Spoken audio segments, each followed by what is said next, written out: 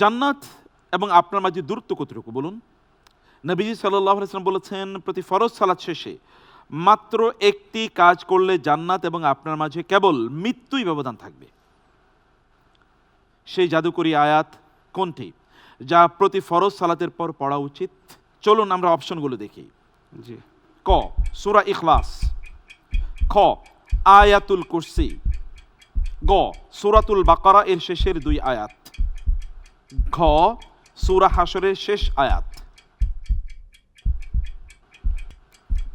আলহামদুলিল্লাহ, আল্লাহ তাআলার উপর ভরসা করে আমি অপশন হিসাবে বেছে নিচ্ছি অপশন খ, আয়াতুল কুরসি।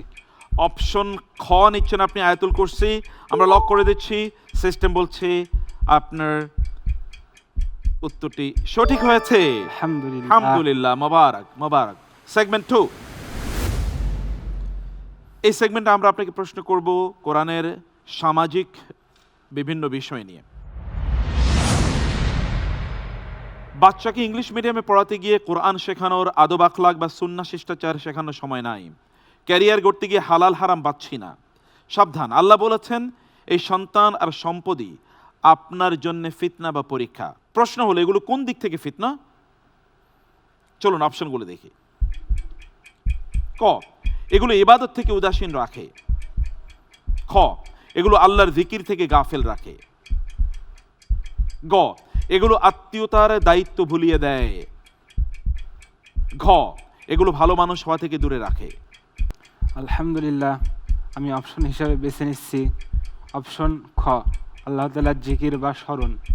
আমরা অপশনটি দেখে নেই। অপশন খ বলছেন আপনি, সিস্টেম বলছে আপনার উত্তরটি সঠিক হয়েছে। আলহামদুলিল্লাহ। আলহামদুলিল্লাহ, মোবারক মোবারক। আমরা যাচ্ছি নেক্সট সেগমেন্টে, সেগমেন্ট 3।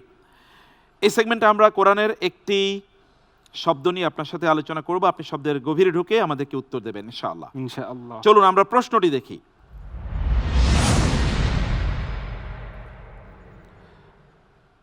নদী যখন দুকুল ছাপিয়ে লোকালয় ভাসিয়ে দেয় তাকে আরবি ভাষায় বলে তুগিয়ান। মানুষের দম্ভ যখন ধরাছোঁয়ার বাইরে চলে যায় কোরআন তাকেও বলে তুগিয়ান। প্রশ্ন হলো সূরা আলাক অনুযায়ী মানুষের ভেতরে এই ধ্বংসাত্মক আচরণ কখন দেখা যায়? চলুন আমরা অপশনগুলো দেখি। ক যখন সে অভাবী হয়, খ যখন সে নিজেকে স্বয়ং সম্পূর্ণ মনে করে, গ যখন সে বিপদে দিশেহারা হয়, ঘ যখন সে আল্লাহকে না চেনে। আলহামদুলিল্লাহ, আমি উত্তর হিসাবে বেছে নিচ্ছি অপশন খ, যখন সে নিজেকে স্বয়ং সম্পূর্ণ মনে করে। উত্তর সঠিক হয়েছে, যথাযথ হয়েছে উত্তর। মাশাআল্লাহ, মোবারক মোবারক। সেগমেন্ট 4। এই সেগমেন্টে আমরা আপনাকে কোরআনিক স্টোরিজ এর 2টো গল্প জিজ্ঞেস করব। আপনি সেখান থেকে ভেতরের ইনসাইটটি আমাদের কাছে উল্লেখ করবেন ইনশাআল্লাহ। ইনশাআল্লাহ। চলুন আমরা দেখে নেই প্রথম প্রশ্ন। নৌকা তৈরি শেষ, মহাপ্লাবন শুরু হতে যাচ্ছে, কিন্তু নূহ আলাইহিস সালামকে একটি বিশেষ সংকেত দেয়া হলো। যখন দেখবেন পানির ধারাও ওইখান থেকে বের হচ্ছে তখনই বুঝবেন আল্লাহর আযাব শুরু হয়েছে। প্রশ্ন হলো প্লাবন শুরু হওয়ার সংকেত হিসাবে কোথা থেকে পানি উপচে পড়া শুরু করেছিল? চলুন আমরা অপশনগুলো দেখি। জি।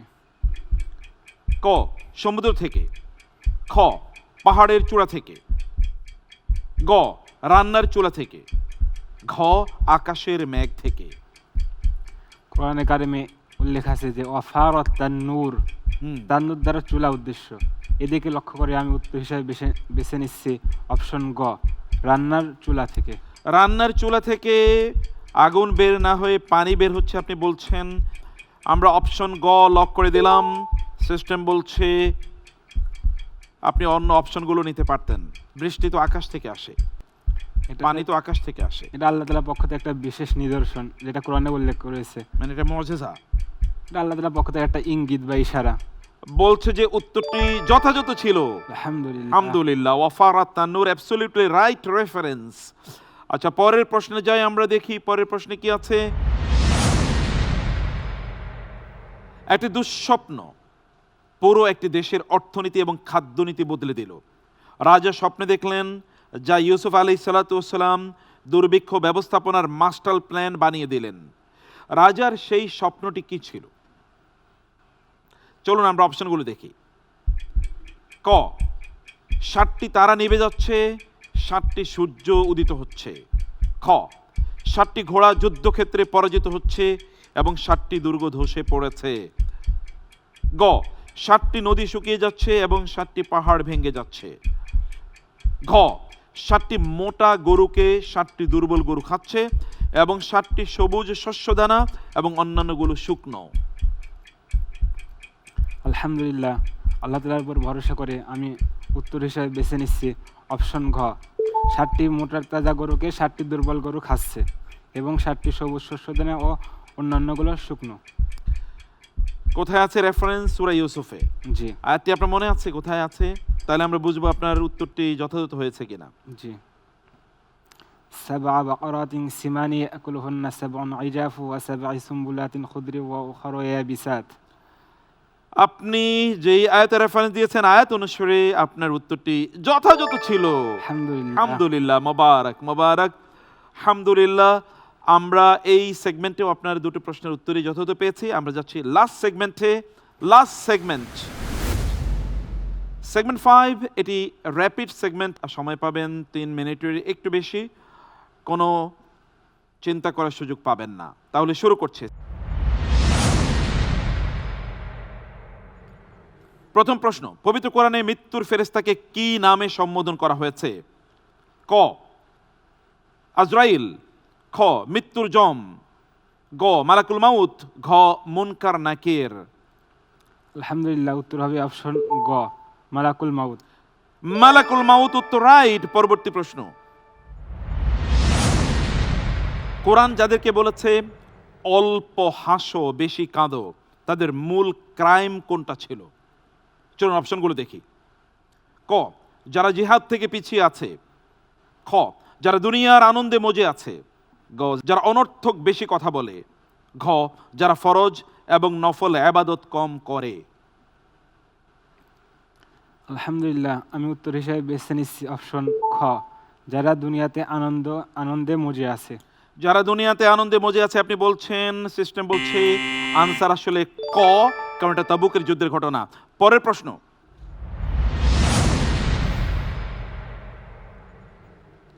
পবিত্র কোরআনের বর্ণনা অনুযায়ী মুসা আলাইহিস সালাম ও ফেরাউনের জাদুকরদের ঐতিহাসিক মোকাবেলা কোন বিশেষ সময়ে ও স্থানে অনুষ্ঠিত হয়েছিল? অপশনস: ক, রাতে ফেরাউনের প্রাসাদের ভেতর। খ, সিনাই পাহাড়ে নূহ আলাইহিস সালামের নৌকার পাশে। গ, জুমার দিন মিশরের মসজিদে। ঘ, উৎসবের দিন সকালে জনসমাবেশের ময়দানে। আলহামদুলিল্লাহ, উত্তর হিসেবে বেছে নিচ্ছি অপশন ঘ, উৎসবের দিন সকালে জনসমাবেশ ময়দানে। জনসমাবেশের ময়দানে। ক্বালা মাউইদুকুম ইয়াউমুজ যিনা ওয়া আন ইউহশারান নাসু দুহা। আনসার, রাইট আনসার, মাশাআল্লাহ, মোবারক। পরের প্রশ্ন,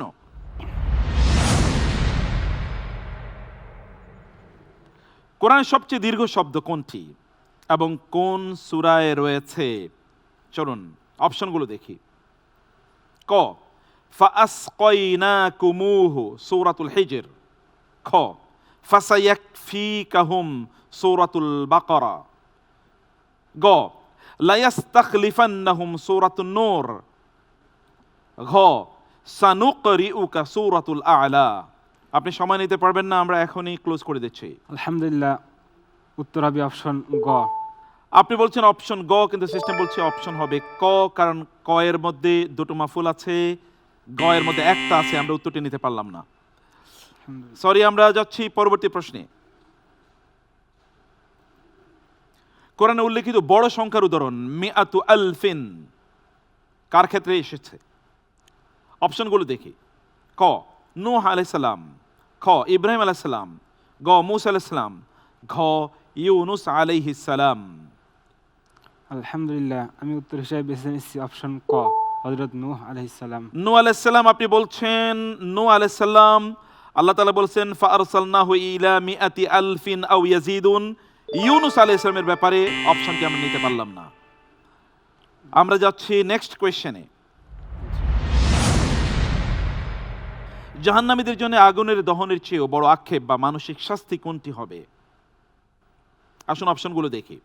ক জান্নাতের সুঘ্রাণ না পাওয়া, খ চিরকাল ক্ষুধার্ত থাকা, গ ফেরেশতাদের ধমক শোনা, ঘ আল্লাহর দর্শন থেকে বঞ্চিত হওয়া। আলহামদুলিল্লাহ, উত্তর হবে অপশন ঘ, আল্লাহ তাআলার দর্শন থেকে বঞ্চিত হওয়া। আল্লাহর দর্শন থেকে বঞ্চিত হওয়া, কারণ তার আল্লাহর কাছে কিছু বলারও সুযোগ পাবে না। Your answer is right.